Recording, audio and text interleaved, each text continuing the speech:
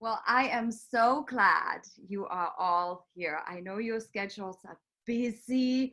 There's lots going on right now, and I just love how we have risen up as a community, community of families, community of people, community of experts and influencers like you at this time of crisis. This is why I call these online events "We Are Rising: Parenting in a Time of Crisis." And I started this because I just felt like parents were really struggling. So today is all about the parents. So we have been discussing a lot about what's going on with the kids. We've been talking a lot about how to homeschool. There's lots of dysregulation going on, how to manage that, how to do a schedule and things like that. So today is all about you, parents out there. We're going to dive deep into things like self-compassion, patience. What is resiliency? How can we become more resilient? How to stay positive in this time of crisis? And these experts are wonderful, and they have really researched these topics, and they are experts in this field, and I can't wait to dive in. Before I do that, let me introduce everybody, starting with myself. For those of you who don't know me, my name is Paula Kettula. I'm a licensed clinical social worker. I work with kids and families, have a private practice in San Diego, California, and I've been just enjoying hosting these panel discussions, as well as I did a couple months ago, I did the Becoming a Peaceful Parent Summit. I'm on a mission to help parents be patient, present, and loving with their kids. So that's what I'm all about. And today we have also Dr. Paul Jenkins. Maybe you can wave when I say your name. Everyone. So everybody, hi. Hi. Hi, and Dr. Paul was also in my summit, and he is all about positive psychology. So Dr. Paul helps people live the life that they want through positive psychology, and there is a science behind all that, right? Absolutely. It's more than the trite, fluffy stuff that you hear from motivational speakers. This is real science. It's real stuff, right? Exactly. And I can't wait to jump into, because you're all about that. And in fact, you're so much about positive psychology that you have a book out there, which is called Pathologically Positive, right? Pathological positivity. Pathological positivity. Which sounds a little crazy, because the word pathological actually means crazy. Yeah. In psychology, but there's a lot of reasons I picked that title, and there's other meanings to that as well. It gets down to the science behind positivity. Yeah. So let's be crazily positive, right? Since we have a choice, I mean, we can go the negative route too, and a lot of people do. Yes, right. Especially now. So I can't wait to talk to you all about that. So also Dr. Paul has a very popular YouTube channel, Live on Purpose TV. You're so busy. You're so busy putting all those videos out there. It's a wonderful resource for everybody. So Live on Purpose TV, go check it out. Thank you for being here. Thank you, Paula. And then we have Samantha Moe. Good morning and welcome. Morning. Great to see you. It's been a while. Samantha is a certified parent coach and a speaker, and she specializes working with intense kids. And I can just imagine that the kids who were intense before might be right now be even more intense. So we're going to talk a little bit about that and how parents can support themselves and their kids. And Samantha has a holistic approach. So it's all about creating calm, connection, cooperation in a relationship with the child. And she has a great program as well called Mad to Glad Blueprint, which is all based on neuroscience. So she's really researched this field, and she's got lots of wisdom and information to provide us. So thank you so much for being part of this discussion. Thank you, Paula. And then we have Dr. Daniel Ellenberg. Hi there. Hey, Paula. Hey, how are you? Good to see you too. I'm so happy you are with us today. I am well. Sadly, as I mentioned to you, I'm going to need to jump off at 5 because I have a previously scheduled meeting. Perfect. So you just wave to us and jump off, and we are just glad to have as long as we can. So Dr. Ellenberg is a psychotherapist. He's a leadership coach, speaker, author. And Dr. Ellenberg is all about relationships that are authentic, that are genuine, that have that's based on emotional intelligence, and this high level of communication that kind of goes beyond our little hurts and things like that, and beyond the ego, really. And that's how we keep relationships healthy. So that's going to be an important discussion today as well, because parents being home with their partners, a lot of conflict and issues rise around that. And he has a book out there, Lovers for Life, Creating Lasting Passion, Trust, and True Relationship. And he's also the vice president of the Rewire Institute. Did I leave anything important out, Dr. It's Ellenberg? Rewire Leadership Institute. Rewire Leadership Institute. Well, hopefully I've done more than that in my life, but we don't want to take your whole program. Yeah, we would sit here. Yes, you have. Great, thank you. And then we have lovely Dr. Nicole Libin. Hi. Hi, Paula. How are you doing? Doing well, doing well. So Dr. Nicole is a mindfulness educator. He's all about teaching parents and kids about mindfulness and compassion, cultivating peace and focus and compassion, one breath at the time. She has a lovely website called Follow Your Breath. And is the new book out already? Sticky Brains. So close. It's almost there. So it should be available this week. 5 years in the making. I will shout it to the rooftops once it's finally here. Yes, awesome. Lots of hard work has gone into that, yeah. And it is almost there. So kids' books are much needed to, right now. Much harder to write than adult books for adults. Yeah, yeah. There's you got to reach those kids somehow. So that's our expert panel today. So let's dive in. So the way it's going to work, I'm going to put out a question out there. I have this imaginary ball. I'm going to throw the ball at one of the experts, and then they're going to answer that question. And then after that, we will open it up for discussion amongst everybody else. And I want to start with Dr. Ellenberg, just because, he has to jump off earlier. So like I was saying earlier, lots of parents, lots of partners are struggling right now with their relationship. People are under the same roof. There's lots of stress going on. We know that under stress, we regress. So my question is, how can parents maintain resilient and authentic, emotionally connected and intelligent relationships with the partner at this time of crisis?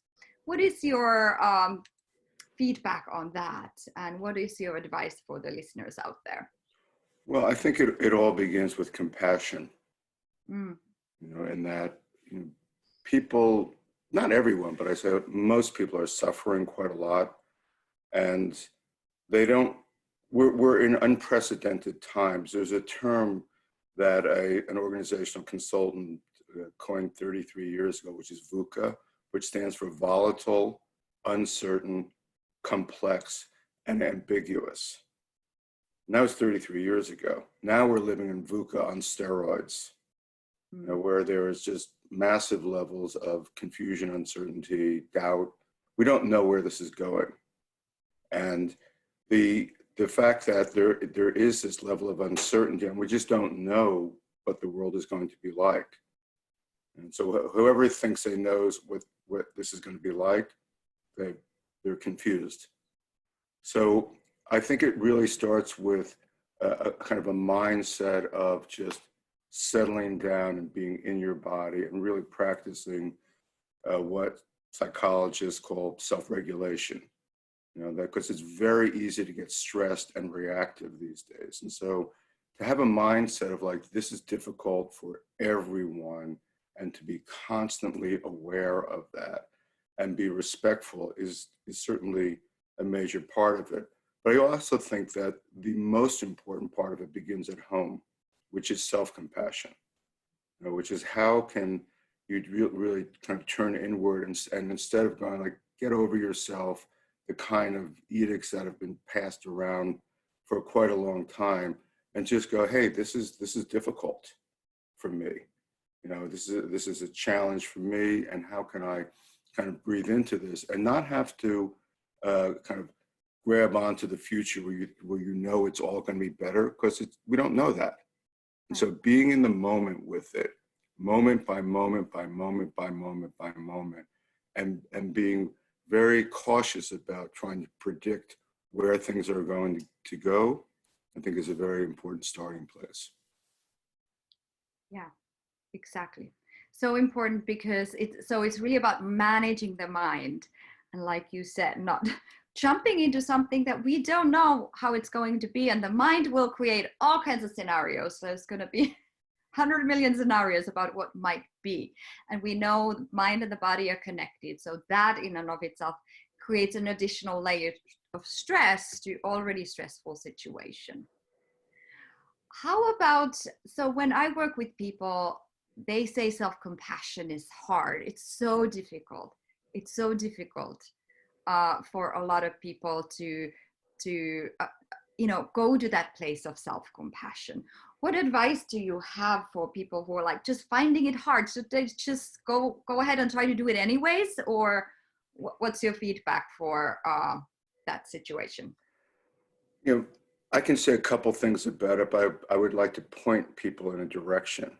Right now, if you're looking to the work of Chris Germer and Kristen Neff, they have a wonderful training called Mindful Self-Compassion. I have a feeling one of the panelists was involved with that, or is involved with that. But aside from pointing you in a direction, I would say that to be aware of that critical inner voice that is saying, kind of get over it, and is just really pissed. And when we think about how the mind works in terms of kind of the first portal of safety versus threat, whenever we feel threatened, it automatically triggers defenses: fight, flight, freeze, and or appease.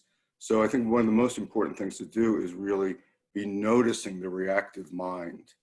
And we're wired to react. I mean, so there's a reason why people have been stay alive for a long time, because we have managed to recognize actual threats to our survival. The problem is the mind has difficulty discerning an actual threat from an imagined threat. And so the more that we can actually step back and breathe and notice and just be in our bodies, the better. So there's a difference between looking from the thought than looking at the thought. Thoughts are these amazing things, and I oftentimes think of thoughts as like free radicals. That you have a thought like, this is never going to end. I'm like, why is my husband so annoying? How can I stand being with him for so long? Oh my God, I wish he'd get out of here.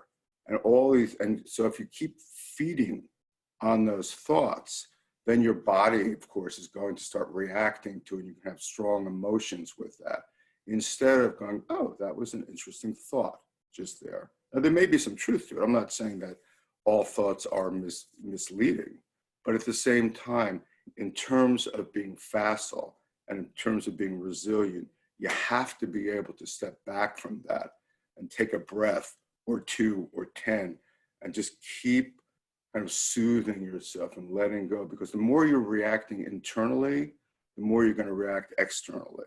And the more you react externally, the more you create drama, the more the other person reacts to you, right. And then you're really off to the races. So I see that the couples who do well during this time, the parents who do well, are the ones who have some latitude. Other people, children, spouses can make mistakes and still be in your happy bubble, so to speak. Right. But those who are like, on edge all the time and think that the source of their pain is everyone else, those are the people who have the greatest trouble. So we have to keep going inward and really working our own program, so to speak. Right. Great. Thank you. That's really great feedback. And yes, the work starts with ourselves versus trying to change the other person or the environment, and creating this space, detachment from the thoughts. And then that will allow us to be able to kind of choose our responses, to be flexible with our responses to situations that are happening versus having those knee-jerk reactions. Sorry, I want to say one last thing, which is when you're not, because we all make mistakes, we're all going to screw up. Then to be compassionate with yourself for screwing up, because if you get on yourself for screwing up, you're going to wind up getting on other people, as well. Right. There's something the way that it's a dyadic relationship. Yeah, but I love the starting point for healthy, positive relationships being self-compassion and, managing your thoughts, managing your mind. So great, thank you for that. And let's jump in, and I want to bring the other experts into this discussion. Nicole, I saw you kind of like nodding a lot, like you were connecting what Dr. Ellenberg was saying. Did you have anything else to add to that? What was coming up for you? Yeah, thank you. Building on some of that really, really lovely points. What occurs to me is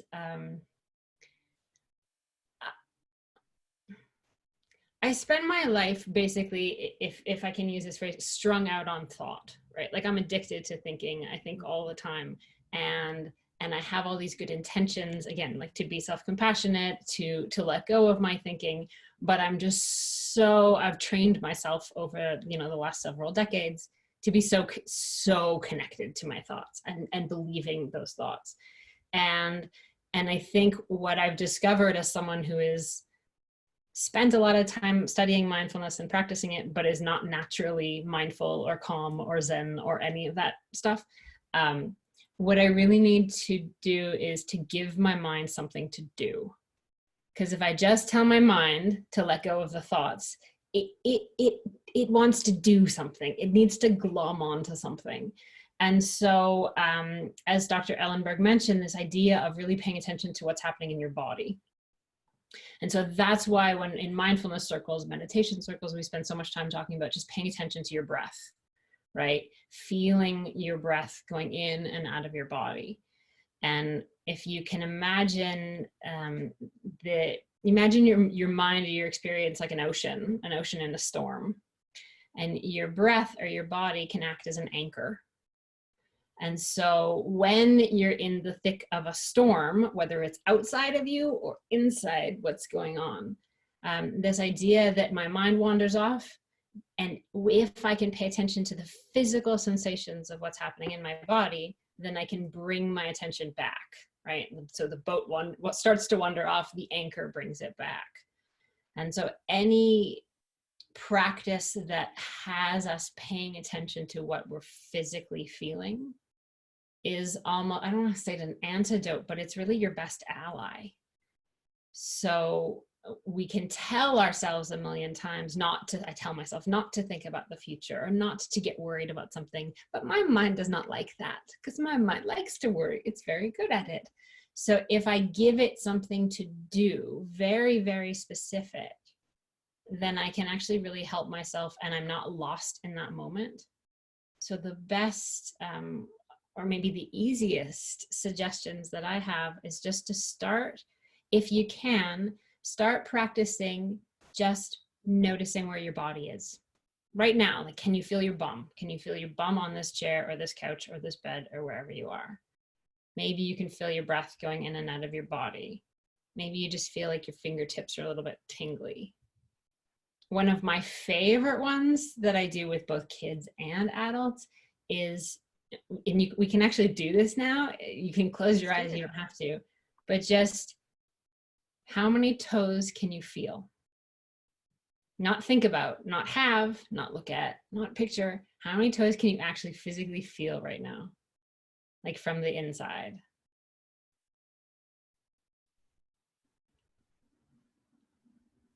You can take however long you want to do this.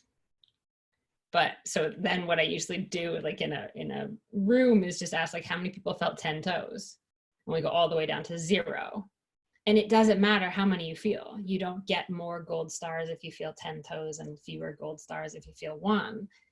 It's just this idea of, if I do that, then I'm all of a sudden, I'm being a little playful, a little curious, and I can let go of this storm and really anchor myself into my body.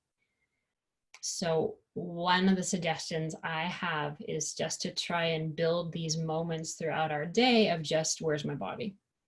Where are my feet? Am I breathing? Right? If you do this with little kids, you ask them to feel their bums, then they giggle and it's funny and everyone's happy, right? But just, is my body here right now? And it's not all of a sudden I have to practice meditation for half an hour, because who the hell has time to do that? Or 10 minutes or 5 minutes. It's just like split second. Oh, I have hands and I can feel those hands. Oh, I can. It's why we tell people to take a breath. So I try to make it as simple as possible, but just this idea that if someone tells me, if I tell myself not to worry, I don't know how to do that. I don't know how to not worry, but I do know how to feel my feet. And so I try to just be really, really specific with that. It's just one doable practice that if it resonates, someone might want to give it a try.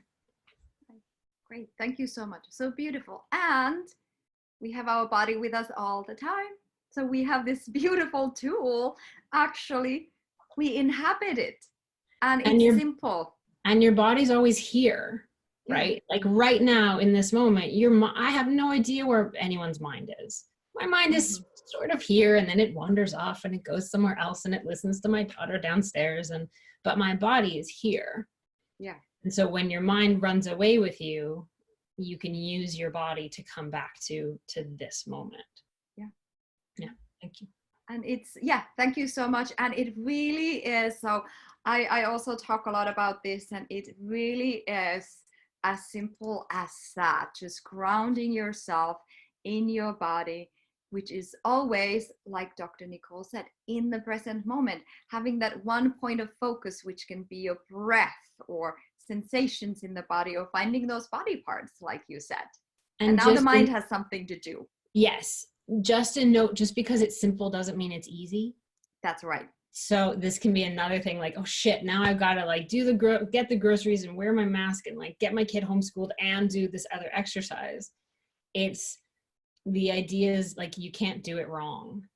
So it's just like, oh, I forgot it in that moment. Oh, I can try it again this moment. I forgot it the entire day. Well, as soon as you remember, then you're back. So I just had to add that just to take some of the pressure off. It's like, don't try to be good at it. It doesn't matter. It's just, is it helpful? If it's helpful, then great. Great. Exactly. Thank you for pointing that out. That's so important, not to have any additional pressure or like, oh my gosh, now I have to do this. Let it be whatever it is. It's okay. Sometimes it's gonna, work and you're gonna remember to do it, and other times don't. And we are all having the same experience as well. Great. Thank you so much. Let's move on to Dr. Paul. Did you have anything else to add to that conversation? I am taking notes. I'm loving this. Great. and it really is resonating with me. A couple of things really struck me from that conversation that we just had. Dr. Ellenberg was talking about how we really don't know what's coming, but notice that we have predictions. Just notice that.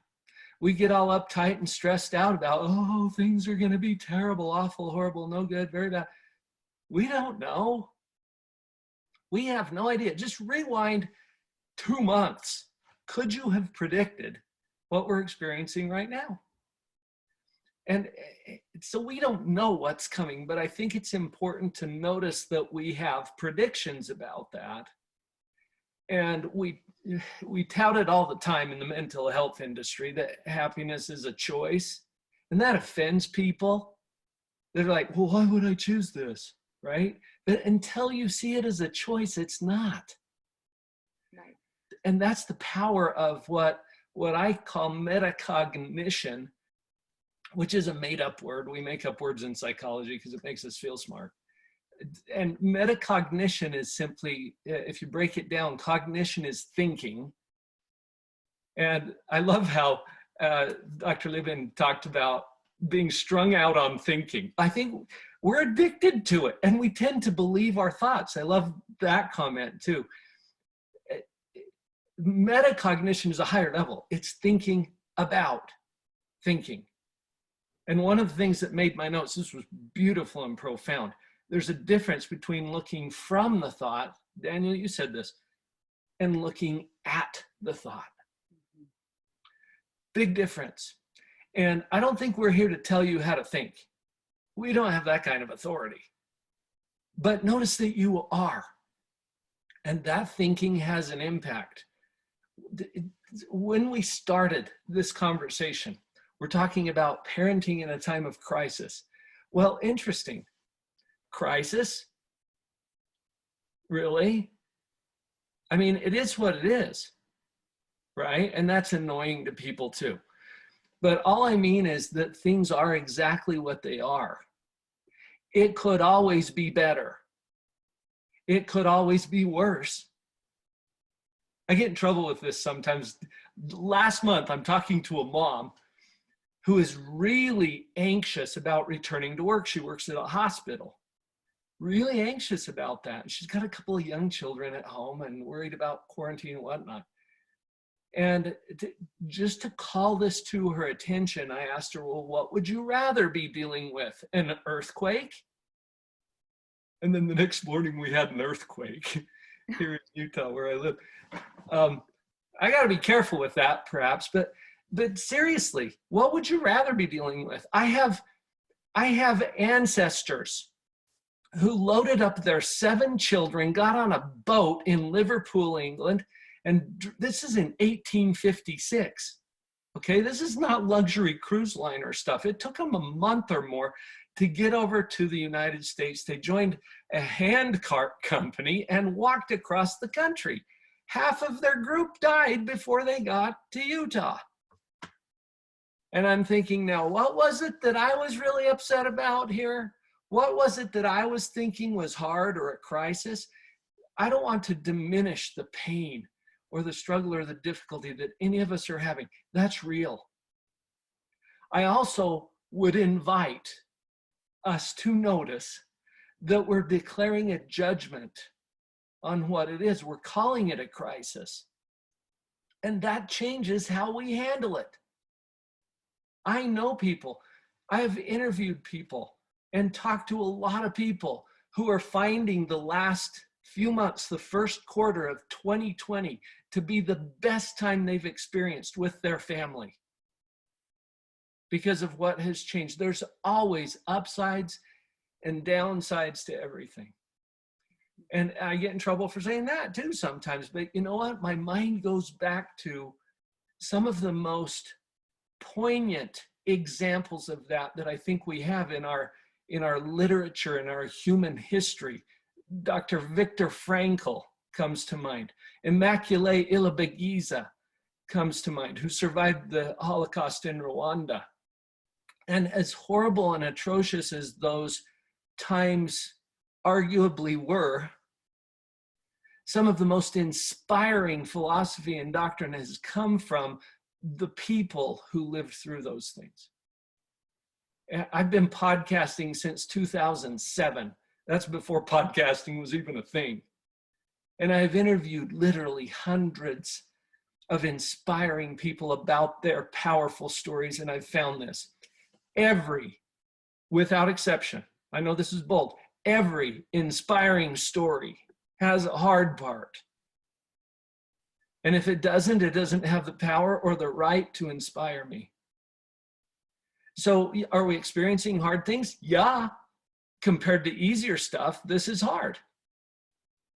So notice the comparison, but then also, what are we going to do with that? Because we're not done yet. And what is to be? I love that we talked about this earlier.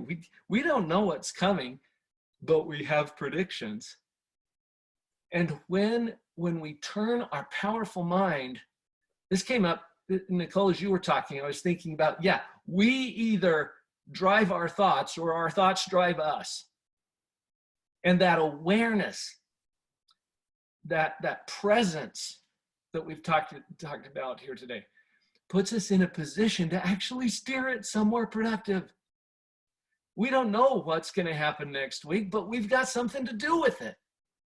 So we turn it in that direction, and we bring the energy that allows us to actually create something that's even better than what we're experiencing right now.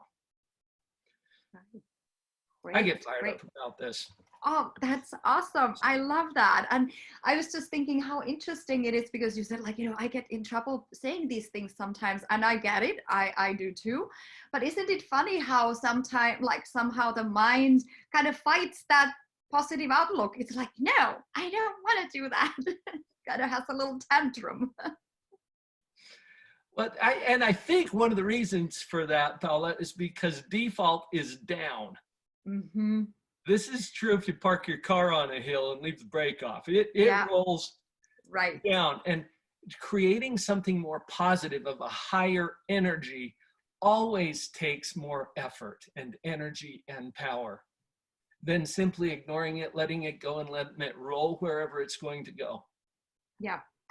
But this is where it comes in. Our brain is plastic. We can start changing these patterns in our brain. And I was also thinking that if we're not in the default mode, which is kind of there to keep us safe, we probably in a biological level feel unsafe, which is where the resistance might be coming from.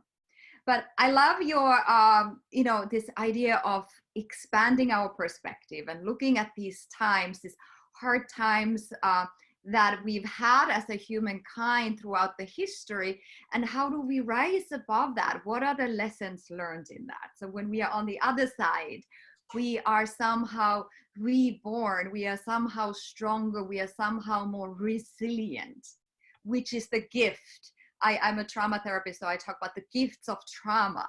And here we can have gifts of this situation as well when we dive deep into those lessons. And like you said, Dr. Paul, some families are having this experience of incredible connection and having the time to really spend with their kids and their families, and things are kind of slowing down and not so much on the go. So there's definitely some good things coming out of this as well. Absolutely. Great. Thank you so much for all your insight. Let's move on here to Samantha. So you work with intense kids. So can you tell us a little bit about what you mean by intense kids? And then we'll kind of dive deeper into how some support for parents around if they have intense kids. Yes, absolutely. So I have a master's in communication disorders, which meant that 16 years ago, I specialized in autism to work with a lot of kids who were nonverbal and having meltdowns, and like trying to help them develop social skills and help them like emerge from these really severe states. And what happened over the course of my first 7 years is I started understanding some of the things we're talking about today. So these kids learn to self-regulate because they're actually, the precursor rather to them learning to self-regulate is that they first co-regulate off the adult around them.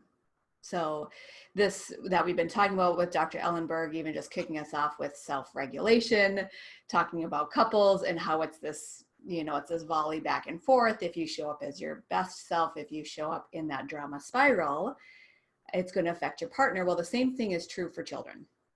And so my specialty was when I started understanding how to help children who are intense. So intense meaning meltdowns and tantrums. You can have diagnoses like autism, sensory processing disorder, fetal alcohol exposure, giftedness. You can have diagnoses, but a child is intense if they're externally intense because the behavior is outward, and if they're internally intense because we see things like anxiety and perfectionism and gripping and control. So the work that I do is actually working only with parents or people who want to become certified parent coaches to work with parents of these intense children, because you can't just say, oh, you know what, have the elementary teacher send the schedule for the day that the kid was used to, and then parent, you just recreate that during COVID-19 because they need structure. So the intense kids are the ones who you can't take the traditional approach, and there's a lot of mindfulness involved for the adult around them, but there's also a lot of understanding what truly is beneath the behaviors. And so I can keep talking, Paula, or I can let you guide me to a specific question. Yes. Okay. That is such a beautiful, kind of start for this conversation. So I love what you said at the end, is guiding and helping parents support what is beneath the behavior, because we know for children, the behavior really is the way of communicating that something is wrong. But again, I work with parents, and so many times parents get stuck in the behavior. They get stuck feeling disrespected. They get stuck feeling that, the kids are just not listening, and there's a lot of, sense that things are out of control, and oh boy, they are definitely not doing their schoolwork, and now what do I do? So how can parents internally manage all that? How can they go through the behaviors and see deeper into the child? That Dr. Montessori, I love her so much, and she always talks about the secret of the child, secret of childhood, that little core inside them, that if we somehow are lucky enough to get there, that we have this glimpse of these beautiful souls that all children are, even the intense ones, every child. Exactly. Yeah. So to find the secret of the child, I'm going to just lean on all the panelists here. What Dr. Jenkins was saying about positivity, and you have a way of looking at this as a parenting and life coach. I like to look at, well, what do we see to be true right now? Right? So some of these kids, they're particularly ones who I had the pleasure of working with for 3 or 6 months of parent coaching prior to quarantine. When I started asking them the question of what do you know to be true right now, they're like, oh, well, what I know to be true about my child is they don't like transitions. And we're noticing our intense kids doing better at home because we don't have to transition them out the door in the morning. And the caveat is parents have some relationship and positive connection tools, so they're not triggering more of the intensive outbursts. So that's one of the ways we can start understanding the sweet spot, is what's true about your child, and there's not judgment there. So if a child has sensitivities, well, I know that what's true about my child is my preschooler can do a creative activity for up to 10 minutes on their own, and then they need my attention. So if I'm also trying to guide an elementary age child through a 90-minute homeschooling slot, what's true here is it's not going to work for me to just tell my preschooler to do their thing for 90 minutes. The other way that we can tap into the sweet spot, oh, there's so much self-awareness here, is looking at, from the parenting perspective, what is true for you right now, right? So the parent says, I hate homeschooling. Oh, I dread playing for 20 minutes. It feels like 6 days. And I can just personally relate to this truth conversation because currently I'm 6 months pregnant. It's going very well. But in my first trimester at the beginning of this year, when I was flat on my couch for a few weeks in a row because of symptoms, I was exhausted and I became very lonely, and I didn't realize I was having mood swings until I understood that rage is like an emotion. And then I was like, oh, I keep stepping on this rage train as I'm laying on the couch in my head and all my thoughts. So I think some people can relate to this. And I realized, well, what's true here? I'm like, oh, the space around me, because I have a home office, it's cluttered. It feels yucky. I'm not doing anything fun right now. It's winter in Minnesota. I have created a life where I don't do anything fun for 6 months. And nobody's coming to visit me, even though I have family nearby, because I've been so self-sufficient my whole life running my own business that they don't realize I need them to reach in. So I think when we're talking about kids and parenting, we want to realize like what's true about this child's behavior. They might need self-regulation tools and mindfulness and breathing and play. And parents, what's true for them is they might need the same darn things. So that sitting in front of a computer from 9 a.m. to 3 p.m., it's worth evaluating. You know, you might not have a lot of brain power as a parent to think through like, I see parents who are used to public education systems saying like, but homeschooling takes so much creativity. How do and we might talk about a baking project that helps you know, you're navigating math concepts when you're measuring, and there's science concepts of combining things. And it can be hard to think creatively and go outside of these truths. Like, but if I'm unhappy in this dynamic and this schedule and these emotions, what would make this fun? What would feel good? And even if it's something like, well, maybe recess is 2 hours and it starts at 10 a.m. and you all go for a walk. Mm-hmm. So I think that I hope that answers that's just a little bit of a pregnant brain, right? We're not rambling. That's perfect. No, I love that. I love that. What is true about the situation, what is true about my child, what is true about me as the parent. And so what I'm thinking as you are talking is just, you know, for parents, this offer of just letting go of expectations and letting go of how things are supposed to look like, you know, kind of Dr. Paul, you were kind of telling like, you know, there's infinite possibilities out there. And we don't know how things are going to look like. So letting go of that idea of, you know, we're going to do homeschool now for, you know, 2-hour blocks and this is where things go, like disasters happen when we try to kind of mold kids into this idea we have really in our head and it just doesn't work. So it's okay to let go. Okay to let go of that and really go with what you said, like, okay, what's working, what's true about my child, and then really honoring that, because if we start going against that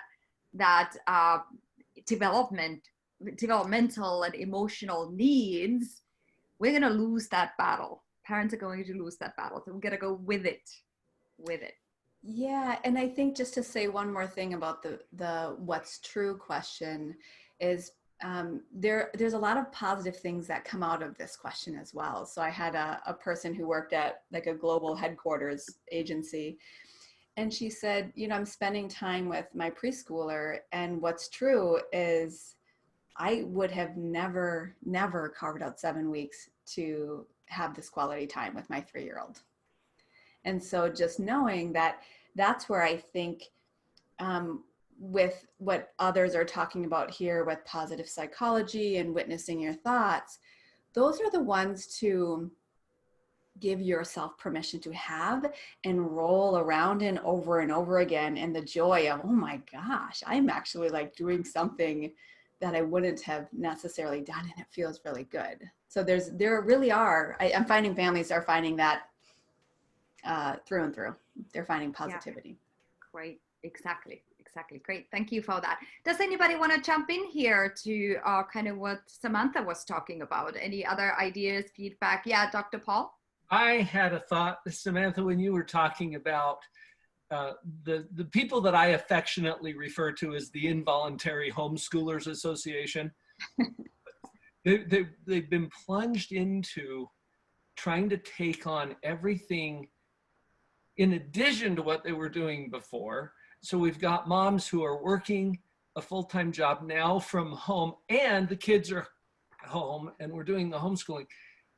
One thing that I picked up on from what you were saying, I think is absolutely brilliant and powerful. I'm going to put it this way. Homeschool is not the same as school at home. And you don't have to bring in the skill set and the division of labor and the expertise that all of our wonderful teachers have as they divide and conquer and they do what they do well, and then they go home and get away from it. You're a mom. You're a dad, you're a parent first. And I think when we look at it from a perspective of, okay, what is the best fit for my child and for me? You don't have to fit the mold of what you think needs to happen or shoulder the responsibility of everything that got sent home. Take it on. You're the parent. You know these kids better than the school district does. And you might choose to do something very different from the traditional curriculum of a public or even a private school system. So that just was really resonating with me as you kind of brought out that point. And let's take the pressure off. And you're good parents. You guys, the fact that you're here listening to this panel discussion is ample evidence that you are good, benevolent, generous, loving parents. So let's cut ourselves some slack and not deal with so much pressure and shame and guilt. Right. You're doing a good job. Yeah, very important point. So I just want to say one more thing to that, and then I want to jump to Dr. Ellenberg, just because I know he has to leave soon. But that's such an important point, is because parents feel that pressure sometimes that they have to do things the way that the school and the teacher tells them to. And I see parents almost like collapsing into their child's self, like, oh gosh, you gotta listen to the teacher. And then they come to me like, what should I do? The teacher tells me to do this, but my child really needs that, and I'm conflicted. So always do, what's best for your child. Kind of like, yeah, it's okay to advocate for yourself and for your child, with the school, with the teacher, letting them know what's going on, and do what works. Do what works, like Samantha was talking about. Do what works for your child, for yourself, for your family. And that's what's important, like right now, and really at any point. So it's okay to do that and to talk to the teachers and the school. And there's going to be days those homeworks and sheets are not going to be done, and your child is going to be okay. Going to be okay. So great. Thank you for those points, Dr. Paul. So going back to Dr. Ellenberg, before you jump off, what are you hearing? Anything else coming up for you in this conversation that we are having? Anything else that you think might be really important for parents to know or to keep in mind? Oh, I've had no thoughts at all sitting here. No, I'm joking. No, I think that this is a perfect time to overcome perfectionism. Just kind of listening to the other panelists, which I'm appreciating, that the mind can go to this place, I have to be this perfect parent, and that in and of itself creates anxiety, which is another way of talking about stress, which is another way of talking about how we feel threatened, which is another way of looking at how we become defensive. And when we become defensive, we're not our best selves. So I think that doing the kind of reverse engineering, of that, to really step back and go, I don't have to be perfect, and have like a margin of error, so to speak. Have a margin of error for yourself, have a margin of error for a spouse, for children, and to be able to step back. I've been thinking about, like, this is a kind of a perfect opportunity, so to speak. I'm using the word perfect, to, as they say in the Matrix, to free your mind. I was thinking of Dr. Paul, when you use the term prediction. The mind is kind of like a prediction machine, which I agree with. The problem is that we're often wrong, but never in doubt when it comes to these predictions. And so how to step back from that and not believe everything we think, which is my favorite bumper sticker that I've ever seen. Don't believe everything you think. And that's very challenging, because we're wired to trust our thoughts. And part of the challenge is not all of our thoughts are worth trusting. And so how do you really create a kind of latitude in your own psychology where you can just be with this and notice this and not have to kind of grab onto something? So I really think about causes and conditions as opportunities for freedom. Because one of my core values is, freeing myself, from the mind, from conditions, causes, all kinds of things. like that cause stress and disharmony, and to really step back and go, hey, I've known people who've been in prison who wound up feeling freer than they ever felt in their so-called free life. And it's hard to really get that the rules of the inner world are very different from the rules of the outer world. And so we tend to look at the outer world as all these things are kind of happening and we are the victims of those things, versus like all these things are happening and how do I kind of like psychologically metabolize those things and to keep stepping back. And so my big thing in life personally and professionally is like really the practice of stepping back. And I think about a friend of mine who shared an acronym with me, which I'll leave you with as I take off in my next meeting here. And the acronym is WAIT, which stands for Why Am I Talking? And so I've used that many, many times with my wife, with many situations where my tendency to react, and I go like, why am I talking? What's my purpose here? Like, oh yes, my wife has done something which I found annoying. Why am I talking now? Do I want to make this worse? And you think about that with your children, who shockingly enough, in all likelihood, do a few annoying things to you and practice. Is this really going to be helpful for me?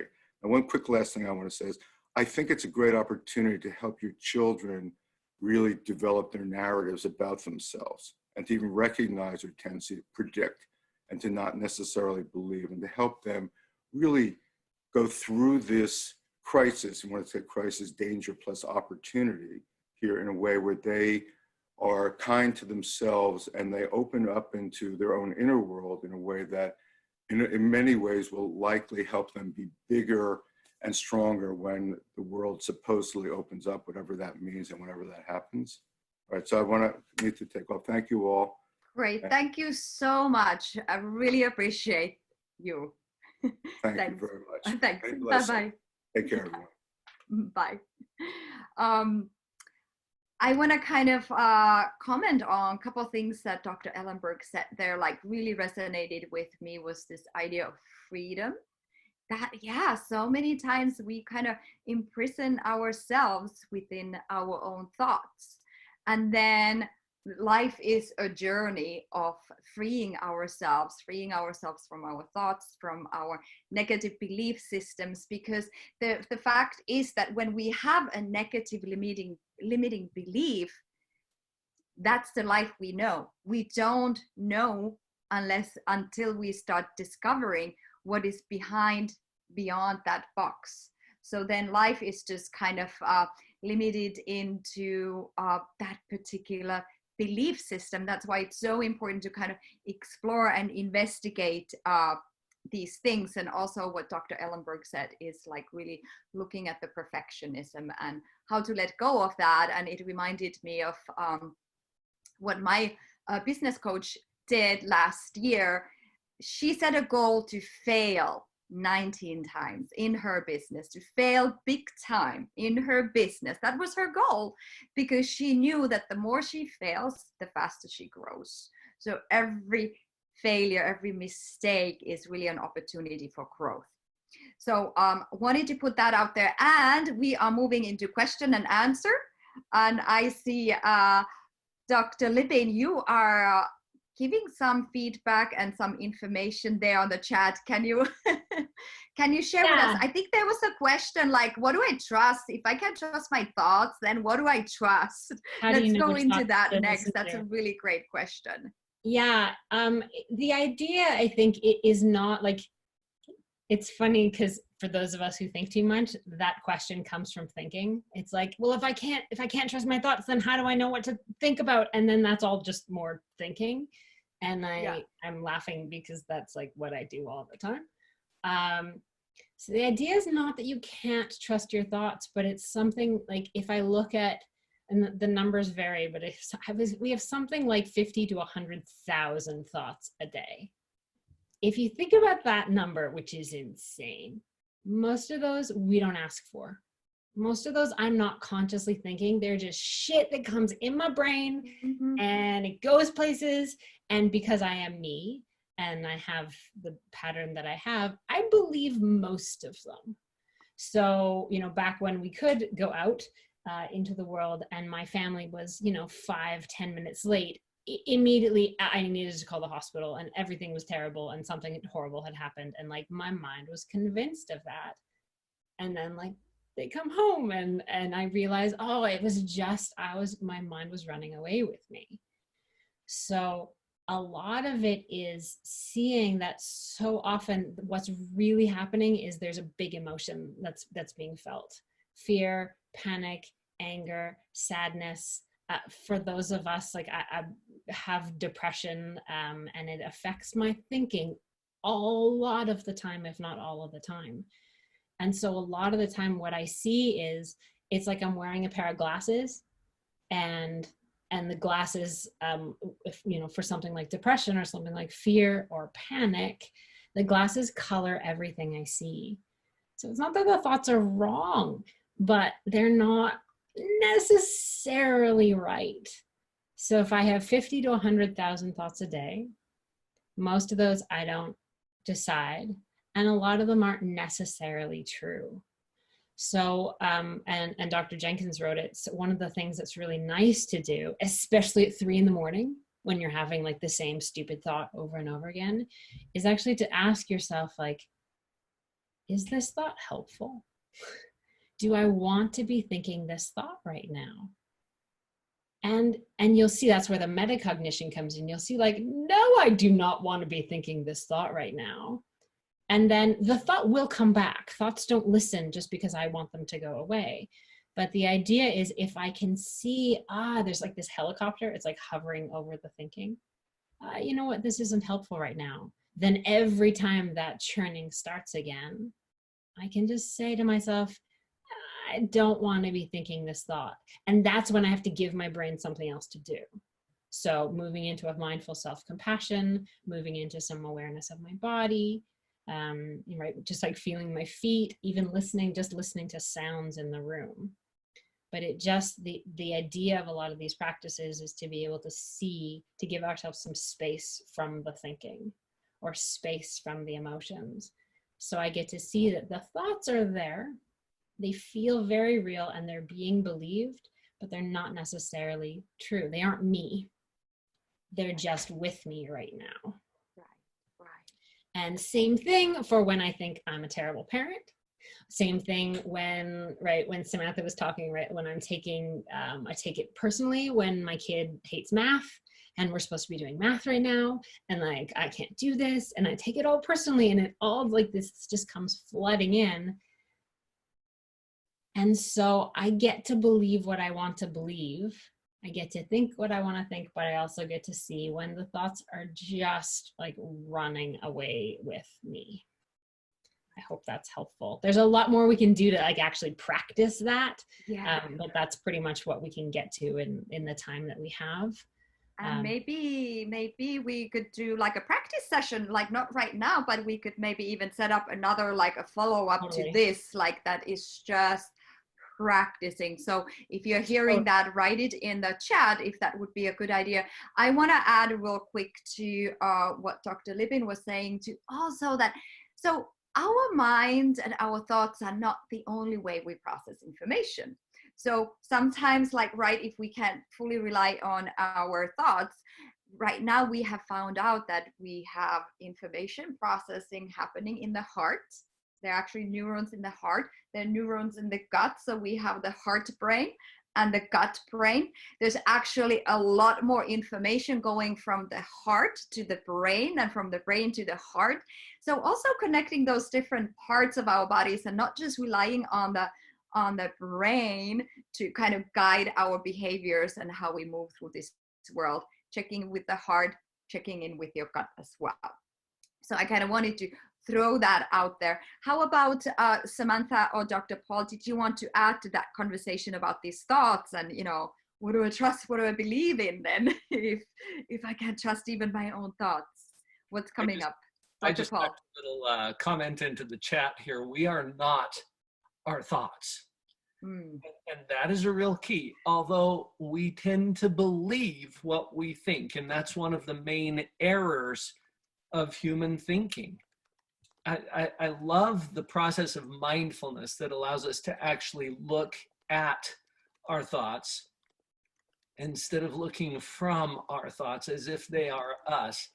One of the most powerful examples I can think of is Eckhart Tolle in his book, The Power of Now, shares a time when he was suicidally depressed. And during this time, he had a thought. Maybe we've had this thought: I hate myself. And then he had another thought right on its heels that saved his life. And the next thought was, wait a minute, who is this I that hates me so much? And who's this me that I hate? And it blew his mind and saved his life. Because he realized this: I am not my thoughts. I'm the guy asking the question, wait a minute, who is this I that hates me so much? That's me. And then we can step back from our thoughts a little bit and not be driven by them. Either we drive our mind or our mind drives us. And default is that our mind is going to drive us with influence from all kinds of other places, some of which are not very friendly to us. Right. Exactly. Great. Yeah. Thank you for sharing that perspective. Samantha, did you have something to add? Yeah, absolutely. So, when we start thinking about children in this conversation, about the thoughts that they have and whether they have. Yeah, there was a question in the chat about that. So I'm glad you're going there and everybody's still listening. Go ahead, write your questions in the chat. We have time to take a few more questions. But yeah, what about children's thoughts? Yeah, so it's important to understand the truth is that children learn about their thoughts and their feelings, not by us always asking questions and digging them out of them, but by reflecting and labeling them. So what we know about the emotional brain is that when we're stuck, like there was a study where people were looking at images of faces that had different emotions, right? And somebody looked at, they had electrodes all over their heads, and somebody looked at a picture of a face that was angry, and their amygdala, and they're like fight or flight, and oh my gosh, I got to react and be all up in arms. This emotional system started reacting. And then the researcher said, so participant, why don't you label what emotion you're seeing in this picture? And participant says, anger. And this amygdala and this emotional reactivity and like all these electrodes that are picking up energy in the brain, it starts relaxing, like, oh, it's anger. That's what it is. So children right now really are, I mean, we're confused. Children really are needing support at understanding their emotions as well. And so a really simple tactic is to recognize how they're feeling. And you can do this if you're regulated, and you label it. Now, again, there's always tricks that work and tricks that don't. And so one of the tricks that doesn't often work is if the child is in super explosive high intensity, and you look at them and you say very like, okay, these panelists said this, and you look at them very therapeutically and you say, I can see you're angry right now. Like that might cause them to throw something, right? So take a baby step into this and notice when they're stomping around and say, you seem upset about something. And just let it be, like float it out there and see if they want to respond to it or not. But their body will respond to that labeling, even if they're not ready to really open up about it. And so here's how we now begin normalizing these really big, intense feelings for kids who are nonverbal, highly verbal, really little, teenagers. That's one of the things we can do to support their development. Great. Thank you. And I love that. And that's one of the basic like go-to things, kind of like this name it to tame it thing that you're talking about. And then sometimes just reflecting on observation back, and then sit back and see what happens. Oftentimes I think parents end up feeling like, well, I got to do something. Like, not necessarily. Sometimes it's just more of the ways of being and just making an observation, and then give the child space to kind of respond in their own ways. Great, thank you for that insight. Anybody else wants to add to that? And we're going to start wrapping up here soon. we have, yeah, I'm go just ahead. someone wrote, do teenagers have the same thought processes? So what we know from the research is that anyone, if this is a helpful tactic for you, then it can help anyone at any age. And for kids, it can be naming the actual emotion. It can be naming a color. It can be naming an animal. Right? It can be, you may not name it, but you can draw it or you can act it out. It's actually really good for adults to do too, because then it gets us out of our heads and into our bodies. Teenagers, definitely teenagers. One of the reasons that teenagers have problems making, rational decisions and they do all these risk-taking behaviors is because teenagers are kind of like toddlers. They're like all amygdala. So amygdala is like the alarm bell of your brain, the part that like freaks out and, all the stress hormones and all that stuff come in.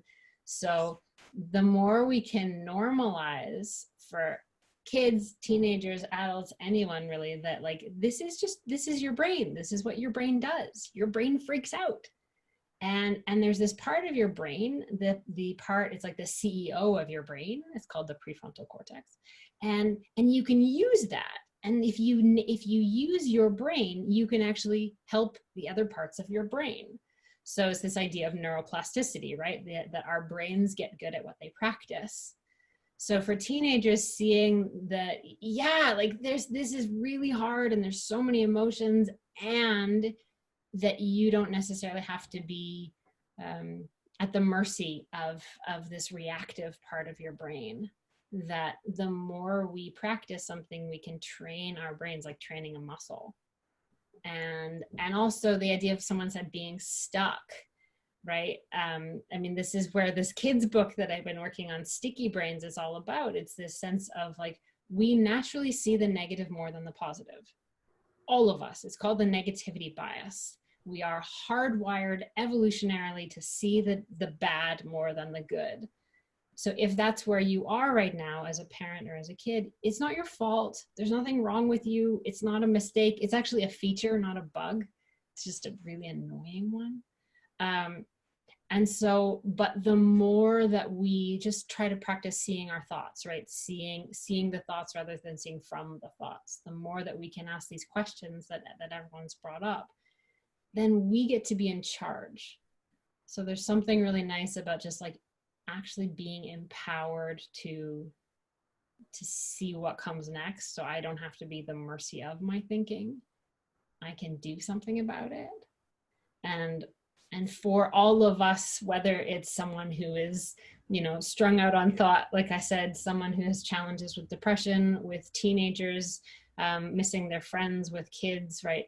At any point, there's something really, really nice about like, I actually have some power here in this time when a lot of us are feeling largely unempowered, right? We're feeling like we're at the mercy of everything else. So we can actually do something. And again, there's some specific things that we can talk about more, but just the idea that like every time you stop and take a breath, you're actually training your brain to get better at stopping and taking a breath. Every time, I did this the other day, you start freaking out and you're like, I need to just go for a walk. Literally, it was not pretty. It was like a week ago. And I actually did it. And I was really proud of myself that I did it. And I took myself out for a walk. Then I get better at that. So every time I can stop and say like, what's really going on with my child? What's the truth here? Every time you do that. So these little tiny steps just get us more and more empowered. So yeah, that's my take. Thank you. Yes, and we're going to start wrapping up with that, but I love that idea, like, hey, we can empower ourselves through this work that we can do with our own thoughts. And I was also thinking that also, kids are watching. We are modeling. Parents are modeling for their children in terms of how to, create a compassionate, loving, kind connection with themselves. When you do that as a parent and you talk about it, you're authentic, you're vulnerable, you put those words out there, and kids are absorbing all that and they are watching, and that's how they also learn these skills. So great. We're gonna wrap up for today. Any closing remarks here, Dr. Paul? Anything else you want to say? before we jump off? And you can jump off. I know you need to go, so tell us your closing remarks and you can jump off to your next thing. Well, first of all, thank you, Paula, for setting this up. This is powerful for us to come together as a community, talk about ideas, try to get a better handle on our own thinking, and maybe be a little more compassionate and loving, not only toward everybody else, because we're pretty good at that, but right to ourselves as well. Let's apply that same level of compassion, understanding, forgiveness that we're willing to give to everyone else. There's so much good we can do in the world. Absolutely. Yeah. Thank you. And thank you, Dr. Paul, for taking time to come here, jumping in with us for this important discussion and spreading that positivity. That is so important, especially at these times. So go check out Dr. Jenkins on YouTube, Live on Purpose TV. And what's your website again? It's just my name, drpauljenkins.com. Great. Awesome. Thank you so much. Thank you. I'll be jumping off. Okay, great. Bye now. Great. How about you, Samantha? What are your closing thoughts, closing remarks? Yeah. I think, the theme of our conversation is how do we empower during this time? And I think that we've gotten some tactical ideas, and then even just asking ourselves questions and recognizing our emotions, it leads us down that path of, so what can I do about it? What can I choose to do? And I was hoping to say this, I might email Dr. Paul Jenkins and tell him this, but did you notice how with listening to him, where he's at the very beginning, things are exactly as they are, right? When you hear somebody speak positively, instead of going down the drama or crisis type of language wormhole, what happens, what I felt in my body was a little bit of upliftment, oh yeah, I could be positive here. And we can bring that into our support systems by tuning into things like this or videos or nature walks. But you can bring this into your family as well by storytelling. So you can make the decision to say, I posted on Facebook a couple of weeks ago, how has COVID-19 made you a better person?